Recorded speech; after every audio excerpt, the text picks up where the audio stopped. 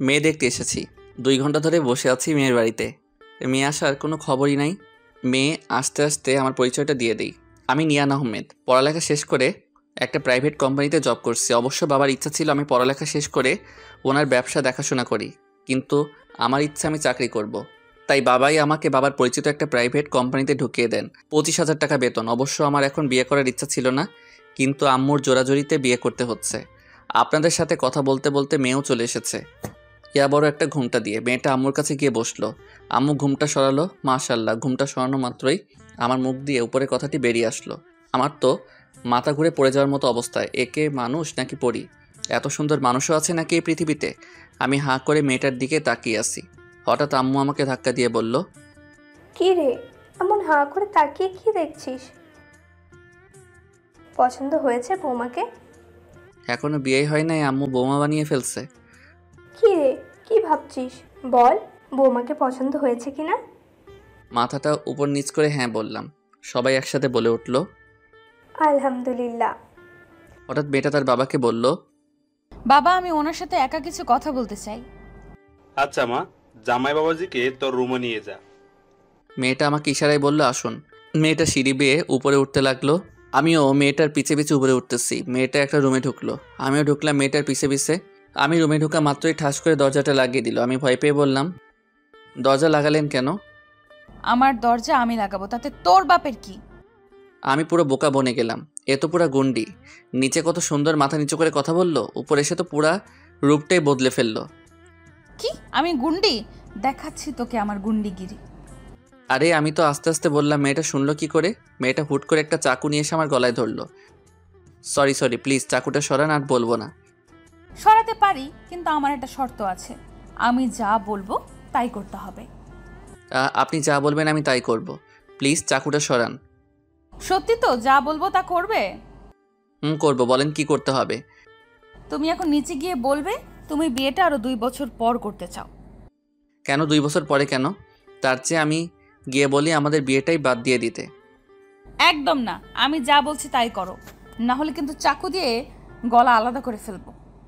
চাকুটা আমার গলার আরও কাছে নিয়ে এসে বলল কথাটা। ঠিক আছে বলবো, চাকুটা সরান প্লিজ, আমি নিচে যাই। আমার কপালে ঘাম মুছে দিয়ে কপালে একটা চুমু খেয়ে বলল, ওকে যাও। আমি মেয়েটার আচরণ দেখে অবাক হয়ে গেলাম। সত্যি মেয়েরা বহুরূপী, মিনিটে মিনিটে রূপ পাল্টায়। যাই হোক, নিচে নেমে আসলাম। নিচে এসে দেখি সবাই কি যেন কথা বলছে। আমি সামনে যেতে আম্মু বলল, আয় বস, এখানে তোর জন্যই অপেক্ষা করছিলাম। আম্মু বসার পরে তার আগে আমি তোমাদের কিছু কথা বলতে চাই। বল, কি বলবি? আম্মু, আমি এখন বিয়ে করতে পারবো না। না মানে আমার 2 বছর সময় লাগবে। 2 বছর সময় নিয়ে তুই কি করবি? আর তোর তো লেখাপড়া শেষ, ভালো একটা চাকরিও করছিস। আমি না, ওই গন্ডি মেয়ে। আমাকে পুরো কথাটা বলতে না দিয়ে মেয়েটা এসে বলল, আসলে আমরা বিয়ের আগে দুইজন দুইজনের বিষয়ে জানতে চাইছিলাম, ভালো করে বুঝতে চাইছিলাম দুইজন দুইজনকে। তোমরা যা ভালো মনে করো তাই করো, আমাদের আর অমাত করার কি আছে? কি বলেন বিআই মশাই? আচ্ছা ঠিক আছে, আমরা না হয় আংটি পরিয়ে যাই। মেয়েটাকে আংটি পরিয়ে বাড়িতে চলে আসলাম। এসে বিছানায় পড়ে দিলাম এক ঘুম। রাত 10টা 34 ঘুম থেকে উঠলাম। মোবাইল হাতে নিয়ে দেখি অচেনা নাম্বার থেকে 28টা মিসড কল। 28টা মিসড কল দেখে চমকে উঠলাম, তাও আবার অচেনা নাম্বার থেকে। দেখতে দেখতে আবারও মোবাইলটা বেজে উঠল। ফোনটা রিসিভ করতেই ওপাশ থেকে মেয়েলি কণ্ঠ ভেসে আসছে। ওই ফোন ধরতে এত সময় লাগে কেন তোর? মরে গেছিলি নাকি? কে আপনি? আর আমাকে এভাবে ঝাড়ি দিয়ে কথা বলছেন কেন? আমি তোর বউ। আরে এখনো বিয়েই করি নাই, বউ আসলো কোথা থেকে? তোর হবু বউ আহিয়া। এখন এই আহিয়েটা আবার কে? তোরে যদি এখন আমার হাতের নাগালে পাইতাম, থাপড়ায় তোর দাঁত সব ফালাই দিতাম। কিছুক্ষণ আগে যাকে আংটি পরিয়ে গেছিস আমি সেই আহিয়া। ও আপনি আজকে সেই গন্ডি আন্টিটা? কি আমি গুন্ডি? আর আমি তোর আন্টি লাগি? তাহলে কি নানি? দেখ, আমাকে আর রাগাবি না, আমার সারা শরীর রাগে জ্বলছে। এখন যদি আমি তোকে আমার হাতের কাছে পাইতাম, তোর কি অবস্থা যে করতাম বিয়ের পর বুঝবি, কত ধানে কত চাউল। সেটা না হয় বিয়ের পরই দেখা যাবে। এখন বলুন, আপনি আমাকে সবসময় তুই তোকারি করে ডাকেন কেন? একটু ভালো করে কথা বলতে পারেন না? আচ্ছা ঠিক আছে, ভালো করে কথা বলছি, তুমিও ভালো করে উত্তর দিবে। ওকে? ওকে। রাতে খাবার খাইছো বাবু? না আম্মু, এখন খাই নাই, একটু পরে খাবো। কি আমি তোর আম্মু? তুমি তো আমাকে বাবু বললা। তাই আমিও তোমাকে আম্মু বললাম। আহিয়ার আগে কটমট করে বলল। তোরে আমি পরে দেখে নিব। বলেই আহিয়া ফোনটা কেটে দিল। আহিয়াকে প্রথম দেখাতেই ভালোবেসে ফেলি। মেয়েটা সত্যিই অসাধারণ। বাইরে থেকে গুন্ডিগিরি দেখায়, মেয়েটার মন অনেক ভালো। আম্মুর কাছ থেকে শুনলাম মেয়েটা নাকি 5 ওয়াক্ত নামাজও পড়ে, ঘরের বাইরেও বেশি বের হয় না, কলেজে গেলে বোরকা পরে যায়। কিন্তু আহিয়া আমার সাথে এরকম করে কেন? আম্মু তো বলেছিল মেয়েটা একেবারে সহজ সরল, কারোর সাথে প্রয়োজন ছাড়া বেশি কথা বলে না। আমার ব্যাপারে সব দিক দিয়ে বিপরীত কেন মেয়েটা? আর আমার নাম্বার পেল কোথায় থেকে? আমার সম্পর্কে এত কিছু কি করে বা জানে এই মেয়েটা? সব মিলিয়ে একটা রহস্য তো আছেই। রহস্যটা কি সেটা আমাকেই খুঁজে বের করতে হবে। রাতের খাবার খেয়ে শুয়ে শুয়ে মোবাইলে গেম খেলতেছি, হঠাৎ মোবাইলটা বেজে উঠল। আহিয়া আবার ফোন করছে। খুশি হয়ে ফোনটা রিসিভ করলাম। এই পিচ্চি, কি করছিস? এই মাইয়া, আমি ছোট বাচ্চা নাকি যে তুমি আমাকে পিচ্চি ডাকছো? তুই তো নিজেই তোর ফেসবুক আইডিতে নিক নেম দিয়ে রেখেছিস, আর আমার ফ্রেন্ড রিকোয়েস্ট অ্যাকসেপ্ট করছিস না কেন? সেই দুপুরে রিকোয়েস্ট দিয়েছিলাম, এখন অ্যাকসেপ্ট করার কোনো নামগন্ধই নাই। আরে আজকে সারাদিনে আমি একবারও এফবিতে ঢুকি নাই। এফবিতে না ঢুকে আমি জানবো কি করে যে তুমি আমাকে রিকোয়েস্ট পাঠিয়েছো? আচ্ছা ঠিক আছে, বুঝলাম। এখন তোর আইডি পাসওয়ার্ড দে। পাসওয়ার্ড দিয়ে তুমি কি করবে? দিতে বলছি দে, এত কথা বলছিস কেন? ওকে, দিচ্ছি। আর শোনো, আমার আইডিতে ঢুকে উল্টাপাল্টা কিছু করবে না কিন্তু। উল্টাপাল্টা কিছু করবো কিনা সেটা তুই সকালেই দেখতে পারবি। এখন ঘুমিয়ে পড়, বেশি রাত জাগলে শরীর খারাপ করবে। তুমি ঘুমাবে না? না, আমার কিছু কাজ আছে, কাজটা সেরে একেবারে ঘুমাবো। আমি রাত জাগলে আমার শরীর খারাপ করবে, তুমি রাত জাগলে তোমার শরীর খারাপ করবে না? আমাকে নিয়ে তোকে ভাবতে হবে না, তোর ঘুম, তুই ঘুমা। ওকে, তাহলে একটা কিসি দাও, কিস দিলে ঘুমিয়ে পড়বো। শখ কত! তোকে আমি সামনে পাইলে থাপড়ায় তোর গাল লাল করে ফেলবো তুই। আহিয়া আর কিছু বলবার আগে আমি ফোনটা কেটে দিলাম। বাপরে বাপ, কি গুন্ডি মাইয়া, শুধু একটা কিস চাওয়াতে এত কিছু শুনিয়ে দিল। মেয়েটা আমার সাথে এরকম করে কেন? অবশ্যই এই মেয়েটার এইসব পাগলামিগুলা একটু খারাপ লাগে না, আমার ভালোই লাগে। মেয়েটার কথা ভাবতে ভাবতে যে কোনো সময় ঘুমিয়ে পড়েছিলাম, বুঝতেই পারিনি। সকালে ঘুম থেকে উঠে মোবাইলটা হাতে নিয়ে ফেসবুকে ঢুকলাম। ফেসবুকে ঢুকে চমকে উঠলাম, এ কি আমার ফেসবুকের এই অবস্থা করছে কে? আমার প্রোফাইলে ঢুকে আমি অবাক হয়ে গেলাম, এইসব পোস্ট কোথা থেকে আসলো? আমি তো এইগুলো পোস্ট করি নাই। নিশ্চয়ই এইসব ওই গুন্ডি মেয়েটার কাজ। একটা পোস্ট এমন, সরি বন্ধুরা, হঠাৎ করে বিয়েটা করে ফেললাম, তোমাদের কাউকে জানাতে পারলাম না। ম্যারিড উইথ আহিয়া রহমান। ইয়া আল্লাহ, এই মেয়ে এসব কী পোস্ট করছে? আমার সুন্দরী সুন্দরী ফেসবুক গার্লফ্রেন্ডদের কি হইব? পোস্টে দেখছি লাইক থেকে অ্যাংরি রিয়াক্টই বেশি পড়ছে। ফ্রেন্ড লিস্টে ঢুকে খেলাম আরেকটা ধাক্কা। আমার তো 1420 জন ফ্রেন্ড ছিল, এখন 300 জন হলো কি করে? ব্লক লিস্টে ঢুকে দেখলাম সব মেয়ে ব্লককে উড়াউড়ি করছে। মেয়েটা একদিনে আমার ফেসবুকের রূপ বদলে দিল। রাগের মাথায় ফেসবুক ডিঅ্যাক্টিভেট করে বেরিয়ে আসলাম। মেয়েটাকে ফোন দিলাম। ফোন ধরার সাথে সাথে বললাম, এই মেয়ে, তুমি আমার ফেসবুকে কি অবস্থা করছো? তোমাকে বলেছিলাম না আমার আইডিতে ঢুকে উল্টাপাল্টা কিছু না করতে? তুমি তো আমার সব শেষ করে দিলে।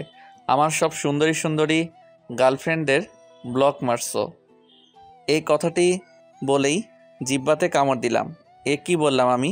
এখন গুন্ডিটা তো আমায় আস্ত খেয়ে ফেলবে। এই কি বললি তুই? তোর গার্লফ্রেন্ডও আছে? আরে গার্লফ্রেন্ড বললাম কোথায়? বললাম ফ্রেন্ড।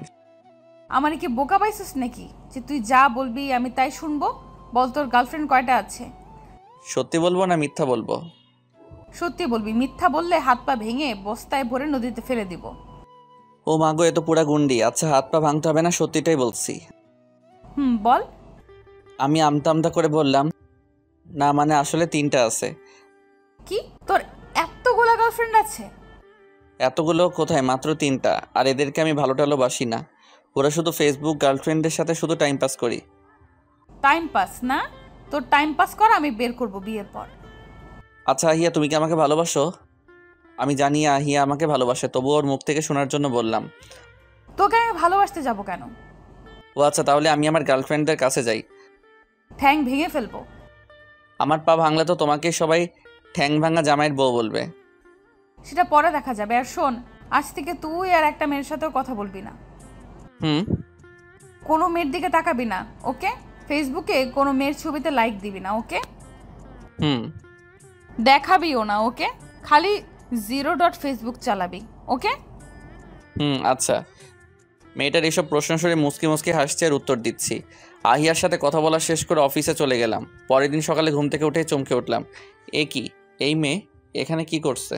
স্বপ্ন দেখছি না তো? আহিয়ার হাতে জোরে একটা চিমটি কাটলাম। আউ! আহিয়া ব্যথা পেয়ে চিৎকার দিয়ে উঠল। এই, তুই আমাকে এত জোরে চিমটি কাটলি কেন? আসলে আমি মনে করছি আমি স্বপ্ন দেখতেছি, তাই স্বপ্ন না বাস্তব তা বোঝার জন্য চিমটি কাটলাম।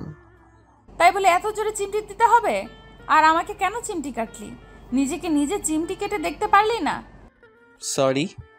আচ্ছা, এখন উঠে ফ্রেশ হ, আমরা আজ ঘুরতে বের হব। না, আমি যাব না। আমার অনেক ঘুম পাচ্ছে, আমি ঘুমাবো। যাও, তুমি বাড়িতে যাও। সপ্তাহে একদিন ছুটি পাই, এ একটা দিনও কি ভালো করে ঘুমাতে পারবো না নাকি? প্লিজ তুমি বাড়ি যাও, অন্য একদিন ঘুরতে যাব। তুই উঠবি কিনা বল, না আমার অন্য কিছুর ব্যবস্থা করতে হবে? তুমি যা করার করো, কিন্তু আমি উঠছি না। আমি এই কথাটি বলার সাথে সাথে মেয়েটা হন হন করে রুম থেকে বেরিয়ে গেল। আমি আবার বিছানায় গা এলিয়ে দিলাম। ঘুমে চোখ লেগে আসছিল। এমন সময় আমার শরীরে গরম কিছু অনুভব করলাম। লাফ দিয়ে উঠলাম। এ কি, আমার শরীরে পানি আসলো কি করে, তাও আবার গরম পানি? উপরে ছাদের দিকে তাকালাম। না, ছাদটা ঠিকই আছে, আর ছাদ ভাঙারও কথা না। পাশে তাকিয়ে দেখি আহিয়া হাতে একটা বালতি নিয়ে দাঁড়িয়ে আছে। আমি আর বুঝতে বাকি রইল না এই কাজটা মেয়েটারই। এই মেয়ে আমার শরীরে গরম পানি ঢাললে কেন? বেশ করেছি। আর এখন যদি না উঠিস তাহলে ফুটনো গরম পানি এনে ঢালবো। এখন তো শুধু হালকা গরম পানি ঢাললাম। এই গুন্ডি মেয়েটাকে দিয়ে বিশ্বাস নাই। সত্যি সত্যি যদি ফোটানো গরম পানি এনে দেয়, তার চেয়ে বরং উঠে পড়ি। আচ্ছা, আমি উঠছি, তুমি বাইরে যাও। কেন আমি বাইরে যাব কেন? আমার সামনেই তুমি ওয়াশরুমে যাও। না, তোমার সামনে উঠতে পারবো না, সমস্যা আছে। কিসের সমস্যা? আসলে আমার পরনে ছোট প্যান্ট পরা। এই প্যান্ট নিয়ে আমি তোমার সামনে উঠতে পারবো না। এতক্ষণ আমার শরীরে একটা পাতলা চাদর দিয়ে ঢাকা ছিল। উঠে পর, আমার সামনে লজ্জা কিসের? তাছাড়া কিছুদিন পর তো আমাদের বিয়ে হবেই, তাই লজ্জা করার কিছুই নাই, উঠে পড়। না, আমি উঠতে পারবো না, আমার লজ্জা করে। কি, তুই উঠবি না? কথাটি বলেই আহিয়া আমার চাদর ধরে জোরে টান দিল। চাদরটা আমার শরীর থেকে সরে গেল। ইয়া আল্লাহ, এই মেয়ে একই করলো। আমি তো লজ্জায় মরে যাচ্ছি। মেয়েটা দেখছি দাঁত বের করে হাসছে। লজ্জা শরম নাই নাকি কিছু মেয়েটার? আমি আমার বেডের এদিক ওদিক খুঁজে কিছু না পেয়ে দিলাম এক দৌড় ওয়াশরুমের দিকে। কিছুক্ষণ পর ফ্রেশ হয়ে তোয়ালে জড়িয়ে বের হলাম ওয়াশরুম থেকে। মেয়েটাকে দেখতে পাচ্ছি না, কোথায় গেল? মনে হয় আম্মুর কাছে গেছে। আমি দরজা আটকিয়ে এসে দেখি আমার বিছানায় নীল একটা শার্ট আর কালো একটা প্যান্ট রাখা আছে। মনে হয় আহিয়া রেখে গেছে। তোয়ালে খুলে প্যান্টটা হাতে নিলাম। হঠাৎ মেয়েটা বেলকনি থেকে বেরিয়ে আসলো। আমি জোরে চিৎকার দিয়ে উঠলাম। আহিয়াও আমার সাথে চিৎকার দিয়ে উঠলো। আমি তাড়াতাড়ি করে আবার তোয়ালে জড়িয়ে নিলাম। কি লজ্জা, কি লজ্জা, সব দেখে ফেললো মেয়েটা। এই মেয়ে, তুমি এখানে কি করছিলে? আমি ব্যালকনিতে দাঁড়িয়েছিলাম। ঠিক আছে, তুমি আম্মুর রুমে যাও, আমি কাপড় বদলিয়ে আসছি। আচ্ছা। বলে আহিয়া চলে যাচ্ছিল। আমি বললাম, তুমি কিছু দেখো নাই তো? না, আমি কিছু দেখি নাই। বলেই আহিয়া একটা হাসি দিয়ে রুম থেকে বেরিয়ে গেল। আমি রেডি হয়ে আহিয়াকে নিয়ে বাড়ি থেকে বের হলাম। গাড়িতে উঠতে যাব, তখনই আহিয়া বলল, আমরা গাড়িতে যাব না রিক্সা দিয়ে যাব? আমি একটা রিক্সাকে ডেকে রিক্সাতে উঠলাম। মেয়েটার সাথে রিক্সায় বসতে কেন জানি ভয় ভয় করতেছে। গুড্ডি মেয়ে তো, তাই মনে হয় এরকম ভয় করতেছে। আমি এক সাইডে চেপে বসলাম। আহিয়া উঠলো, আমাকে বলল, এত চেপে বসছো কেন? পড়ে যাবা তো। এই বলে আহিয়া আমাকে নিজের আরও কাছে নিয়ে গেল। রিক্সা আপন গতিতে চলতে থাকলো। দুজন চুপচাপ বসে আছি। আমি বললাম, আমরা কোথায় যাচ্ছি আহিয়া? গেলেই দেখতে পারবি। আচ্ছা। আমি আবার চুপ হয়ে গেলাম। 20 মিনিট পর রিক্সা একটা কলেজের সামনে এসে থামলো। এ কি, মেয়েটা আমাকে কলেজে নিয়ে এলো কেন? এই মেয়ে, তুমি আমাকে কলেজে নিয়ে এলে কেন? কলেজের ভেতরে গেলেই বুঝতে পারবি কেন নিয়ে এসেছি। এখন এত কথা না বলে রিক্সা থেকে নাম। আমি রিক্সা থেকে নেমে ভাড়াটা দিয়ে মেয়েটাকে বললাম, চলো। আহিয়া আমার হাতে হাত রেখে টানতে টানতে কলেজের ভিতরে নিয়ে গেল। মেয়েটার সাথে কলেজে ঢুকতে কোথায় থেকে যেন অনেকগুলো মেয়ে এসে আমাদের সামনে দাঁড়ালো। সবার মধ্যে থেকে একটা মেয়ে বলে উঠল, কি রে আহিয়া, শেষ পর্যন্ত তোর বরকে আমাদের সামনে নিয়েই আসলে? আমি বললাম, আসলে আপু আপনি ভুল করছেন, আমি ওর বর না। আমাদের এখনো বিয়ে হয় নাই। আমি ওর হবু বর। আরেকটা মেয়ে বলল, বিয়ে হয় নাই তো কি হয়েছে? একদিন তোর বর হবে নি, আগে থেকে ডাকলে সমস্যা কি? অন্য আরেকটা মেয়ে বলল, দুলা ভাই, আপনি কিন্তু অনেক কিউট। আপনার মতো একটা বর যদি আমার হতো।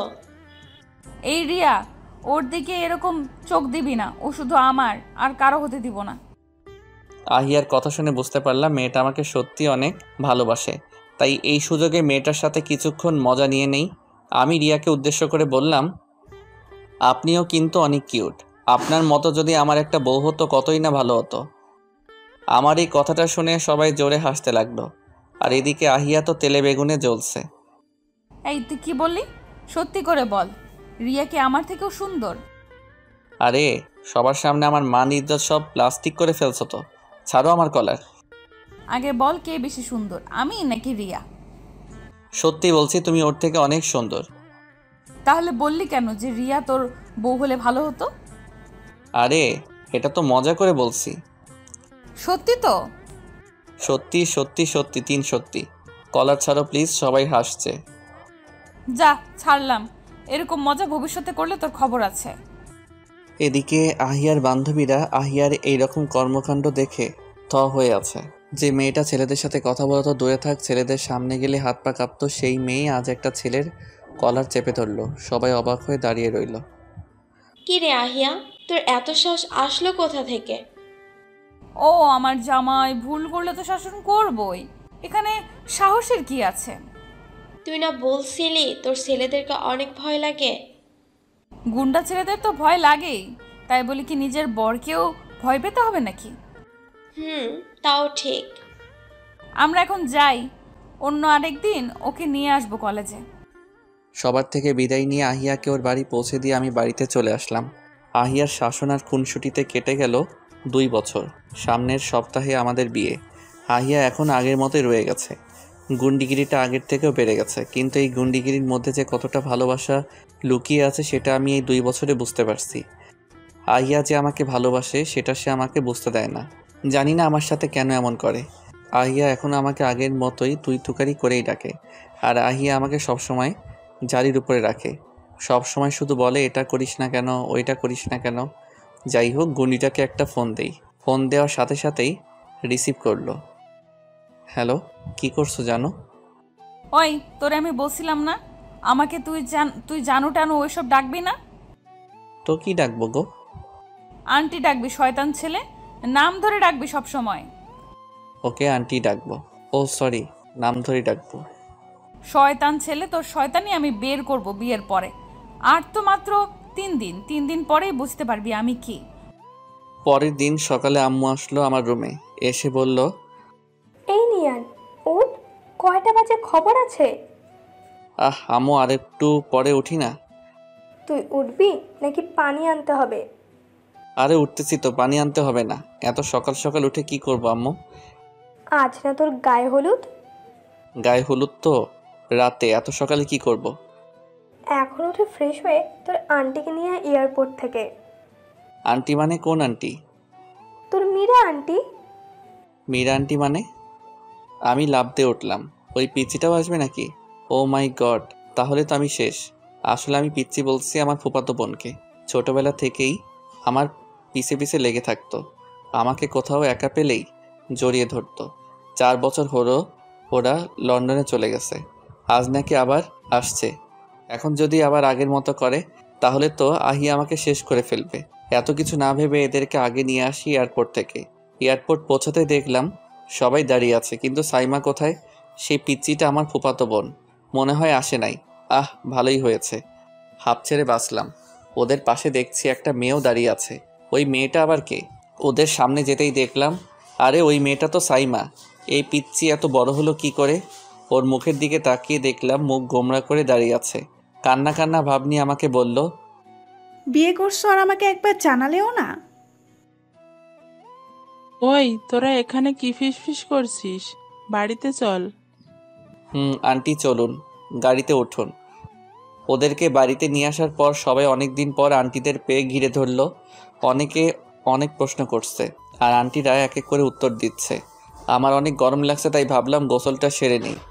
আমার রুমে এসে যেই দরজাটা লাগাতে যাব তখনই সাইমা এসে দরজাটা ধাক্কা দিয়ে রুমে ঢুকে দরজা লাগিয়ে দিয়ে আমাকে শক্ত করে জড়িয়ে ধরলো। আমি সাইমাকে ছাড়ানোর অনেক চেষ্টা করছি, কিন্তু সাইমা আমাকে আরও শক্ত করে জড়িয়ে ধরে বলতে লাগলো, আমি তোমাকে অনেক ভালোবাসি নিয়ান। আমি জানি তুমিও আমাকে ভালোবাসো। তুমি এই বিয়েটা করতে চাইছো না। মামা মামি তোমাকে জোর করে বিয়েটা করাচ্ছে। চলো না নিয়ান, আমরা পালিয়ে যাই। তোকে কে বলেছে যে আমি এই বিয়েটা করতে চাইছি না? আমি তখনই বুঝে গেছিলাম যখন তোমাকে আমি এয়ারপোর্টে বিয়ের কথা জিজ্ঞাসা করেছিলাম। তখন তোমার চুপ থাকাতেই আমি বুঝে গেছি যে তুমি এই বিয়েটা করতে চাইছো না। আমি মেয়েটার কথা শুনে হাসবো নাকি কাঁদবো বুঝে উঠতে পারছি না। সাইমাকে রুম থেকে বের করে দিয়ে আমি দরজা লাগিয়ে দিলাম। মেয়েটা সত্যি হাফ মেন্টাল। আমার চুপ থাকাতে নাকি বুঝে গেছে আমি ওকে ভালোবাসি। হা হা হা। এদিকে আমার চিন্তা হচ্ছে, যদি আহিয়ার সামনে আমাকে এরকমভাবে জড়িয়ে ধরে তাহলে তো আহিয়া আমাকে মেরেই ফেলবে। রাতে গায়ে হলুদের অনুষ্ঠান শেষে বন্ধুদের সাথে কিছুক্ষণ আড্ডা দিয়ে ঘুমাতে আসলাম। বিছানায় শুধু শরীরটা লাগিয়েছিলাম, তখনই দরজায় ঠকঠক আওয়াজ করছে কে যেন। দরজার বাইরে থেকে কে যেন আমায় ডাকছে। আমি গলা উঁচিয়ে বললাম, কে? কোনো উত্তর পেলাম না। আরও জোরে জোরে দরজা ধাক্কাতে লাগলো। আমি বিছানা থেকে উঠে গিয়ে দরজা খুলতেই সাইমা রুমে ঢুকে দরজা আটকে দিল। এই, তুই এত রাতে আমার রুমে কি করছিস? আমি আজ তোমার সাথে ঘুমাবো। কি পাগল হয়েছিস নাকি? আমি তোমার জন্য পাগল হয়ে গেছি। সাইমা বোন, প্লিজ এমন করিস না। তোর রুমে গিয়ে ঘুমা। কেউ দেখে ফেললে কি না কি ভাববে। যে যাই ভাবুক, আমি তোমার সাথেই ঘুমাবো। আসলে মেয়েটার মাথায় সত্যি সত্যি সমস্যা আছে। ছোটবেলা থেকেই কোনো সময় কি করে নিজেও জানে না। প্লিজ বোন, তোর পায়ে পড়ি, তুই তোর রুমে যা। এই কি করছো? পা ছাড়ো, আমি যাচ্ছি। আহ আল্লাহ, যা বোন যা, তাড়াতাড়ি যা, কেউ দেখার আগে। সাইমা বেরিয়ে যাওয়ার পর আমি দরজা লাগিয়ে আবার বিছানায় গাইলিয়ে দিলাম। টেনশনে ঘুম আসছে না। মেয়েটা যদি বিয়ের পরে এইরকম করে তাহলে আহিয়া তো আমায় আস্ত খেয়ে ফেলবে। সকালে মোবাইলের আওয়াজে ঘুম ভাঙলো। এত সকালে আবার কে ফোন দিল? নাম্বারটা না দেখেই রিসিভ করে বললাম, আপনি যাকে ফোন দিয়েছেন সে এখন গভীর ঘুমে ব্যস্ত আছে। অনুগ্রহ করে কিছুক্ষণ পরে ফোন দিয়েন। কথাটি বলে ফোনটা কেটে দিলাম। ঘুম লেগে আসছিল, তখনই আবার মোবাইল বেজে উঠল। এবার নাম্বারটা দেখলাম, আরে গুন্ডিটা ফোন দিয়েছে। আমি এসব কি বলে ফেলেছি। ভয়ে ভয়ে ফোনটা রিসিভ করলাম। ওই, আজকে না তোর বিয়ে, আর তুই পরে পরে ঘুমাচ্ছিস? কার বিয়ে গো? দেখ, আজ আমায় রাগাস না। আমি রাগারাগি করতে চাইছি না। নিজের ভালো চাস তো তাড়াতাড়ি ঘুম থেকে উঠে যা। আচ্ছা আচ্ছা, উঠছি। এত রাগ দেখানোর কি আছে? তাড়াতাড়ি উঠ। এই কথাটা বলেই ফোনটা কেটে দিল। আমি বিছানা থেকে উঠে ব্রাশ হাতে নিয়ে ব্রাশ করতে করতে রুম থেকে বের হলাম। রুম থেকে বের হতেই আম্মু সামনে পড়লো। কি রে, তুই এখন উঠছিস ঘুম থেকে? আমি তো ভাবলাম তুই আরও আগেই উঠে গেছিস, তাই তোকে ডাকলামও না। তাড়াতাড়ি কর, 10টা বেজে গেছে। 1টার সময় তোদের কোণে বাড়ি যেতে হবে। ওদিকে দেখ, সবাই রেডি হওয়া শুরু করে দিয়েছে। আর তুই বড় হয়েও কোনো খবর নেই।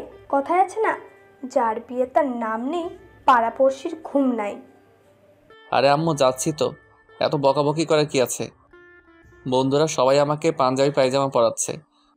কি রে, এত ভারী কেন এই পাঞ্জাবি? এটা পরে আমাকে সারাদিন থাকতে হবে নাকি? রে মামু, বুঝবি আজকে বিয়ে করা কত মজা লাগে। আমার যখন বিয়ে হয়েছিল আমাকে একেবারে মূর্তি বানিয়ে বসে রেখেছিল। আম্মু এসে বলল, কি রে, তোদের গুছানো শেষ হয়েছে কি? এদিকে বরযাত্রীরা তো সবাই বেরিয়ে পড়েছে। জি আন্টি, শেষ। তাহলে তাড়াতাড়ি আয়। আম্মু আব্বুকে সালাম করে কোণের বাড়ি যাওয়ার জন্য গাড়িতে উঠলাম। হঠাৎ সাইমা এসে বলল, এই তোমরা সরো, আমি নিয়ানের সাথে যাব। সাইমা আমার থেকে ছোট হলেও আমাকে সবসময় নাম ধরেই ডাকে। সাইমা সবাইকে সরিয়ে আমার পাশে চেপে বসলো। এই সাইমা, তুই মেয়েদের গাড়িতে যাবি, আমার গাড়িতে কেন আসলি? না, আমি তোমার সাথেই যাব। আচ্ছা, আমার সাথে যাবি, কিন্তু আমার একটা শর্ত আছে। কি সত্য? তুই বিয়ে বাড়িতে আমার থেকে 10 হাত দূরে থাকবি। সাইমা কিছুক্ষণ কি যেন ভাবলো, তারপর বলল, আচ্ছা ঠিক আছে। 40 মিনিট জার্নির পরে আহিয়াদের বাড়িতে আসলাম। গাড়িতে এসি থাকা সত্ত্বেও আমি অনেক ঘেমে গেছি। কারণ গাড়িতে সাইমা আমাকে এমনভাবে চেপে বসেছিল যে আমি একটুও নড়াচড়া করতে পারি নাই। অনেকক্ষণ ধরে একা একা বসে আছি। শালার বন্ধুরা আমাকে একা ফেলে মেয়ে পটাতে চলে গেছে। কিছুক্ষণ পর কাজী সাহেব এসে আমাকে কবুল পড়িয়ে গেলেন। তারপর সবাই এসে আমাকে কোণের কাছে মানে আহিয়ার কাছে নিয়ে গেল।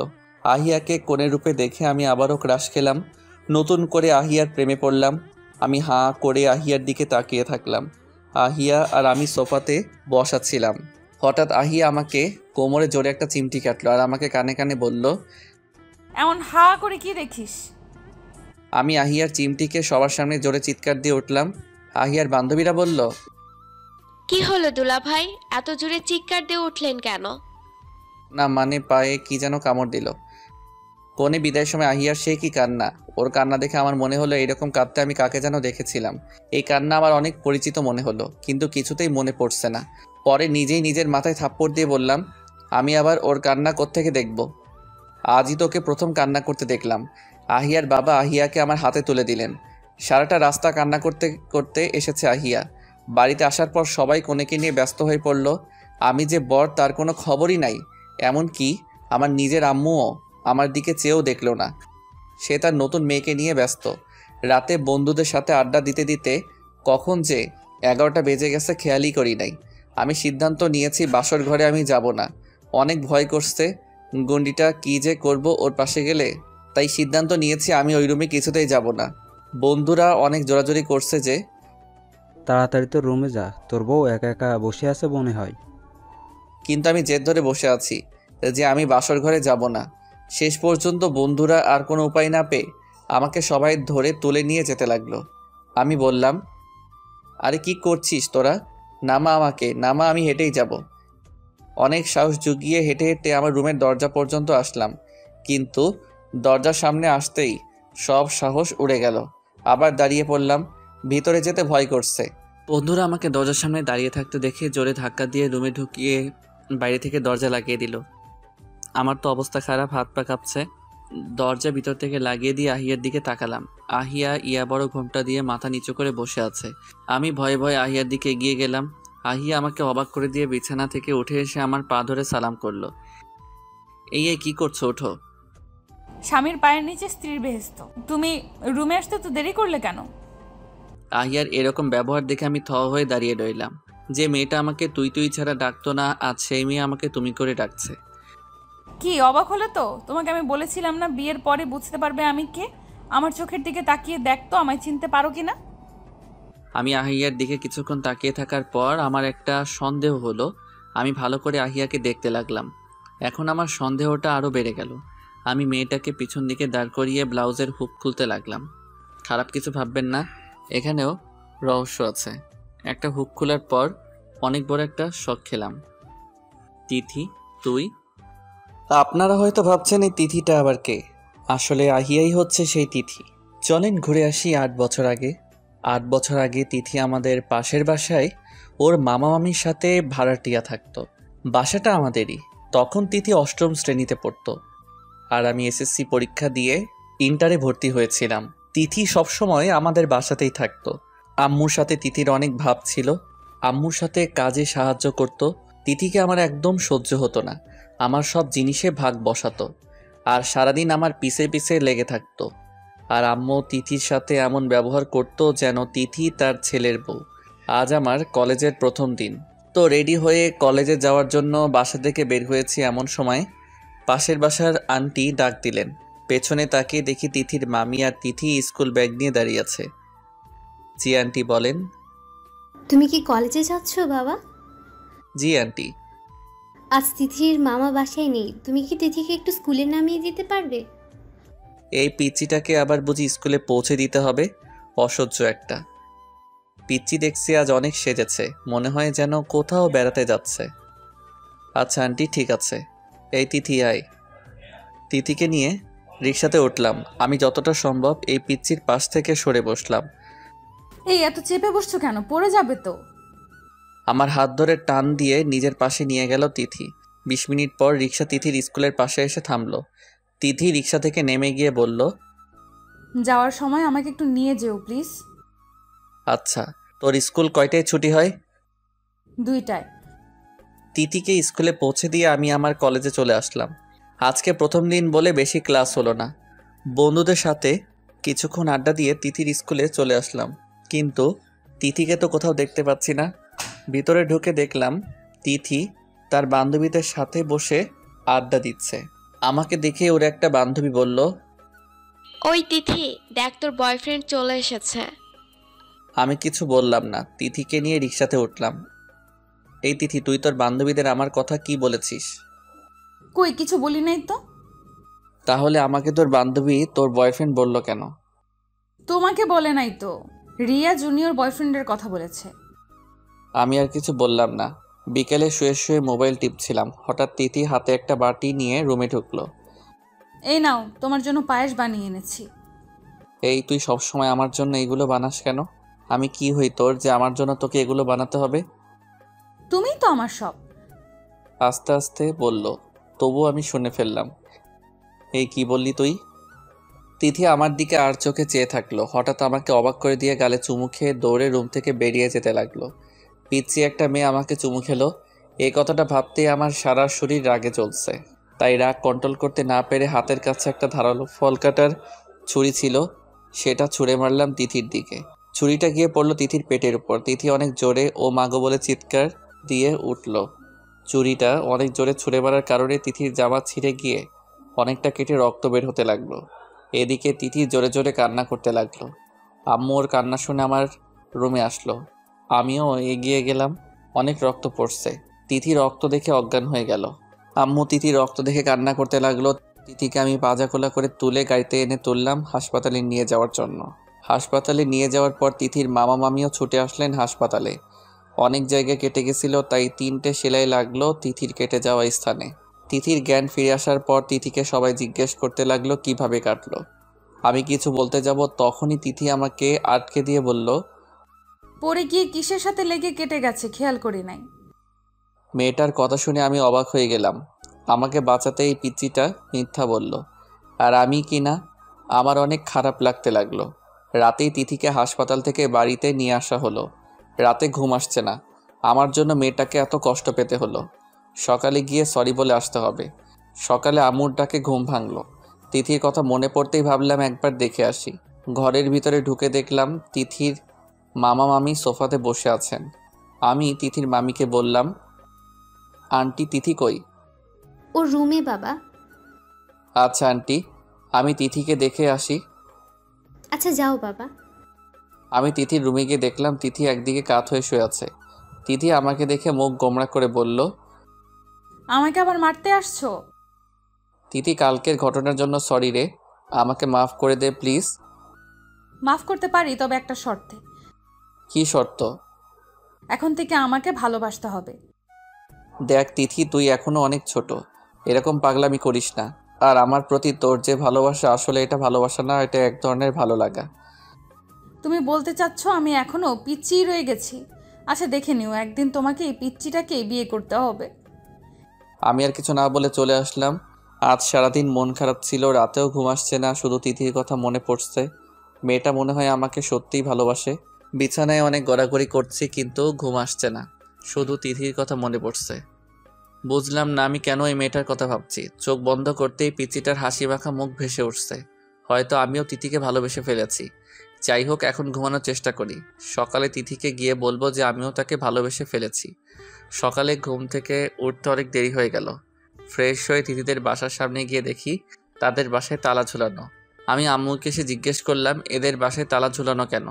আম্মু যা বলল তা শুনে আমি বড় একটা শক খেলাম। আম্মু বলল ওরা নাকি সকালে চলে গেছে বাসা থেকে। কোথায় গেছে আম্মু? সেটা কি আমায় বলে গেছে নাকি?